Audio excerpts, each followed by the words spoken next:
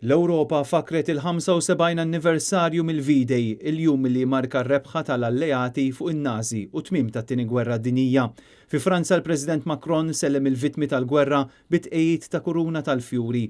Fil-waqt li fir-Russja għalkemm tħassret il-parata enormi li kien ħejja l-President Vladimir Putin xorta saret flypast fuq il-Pjazza l-Ħamra, l-istess kif sar f'Londra fejn il-grupp akrobatiku tar Red Arrows sellem lill-vittmi tat-tieni gwerra.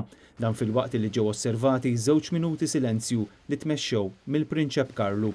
Aktar tard fil-għaxija se jxandar messaġġ mir-Reġina Eliżabetta II.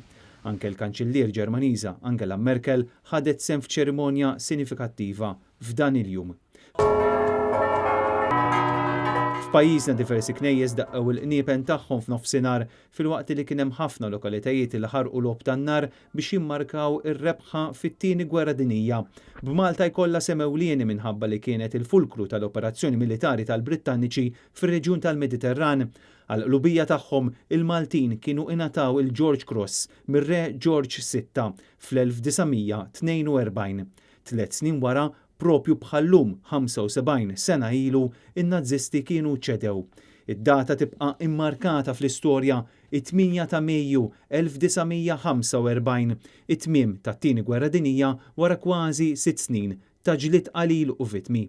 Fuq quddiem fil-battalja li waslet għal V-Day kien hemm l-Unjoni Sovjetika illi f'April ta' 75 sena ilu kienet iċċirkondat Berlin b'aktar minn 1 miljun soldat. L-avvanz kien baqa' għaddej bla waqfien ġurnata wara l-oħra biex fit-tieni jum ta' Mejju 1945 Berlin waqgħet f'idejn l-alleati. Bil-ġlied jintemm 6 ijiem wara.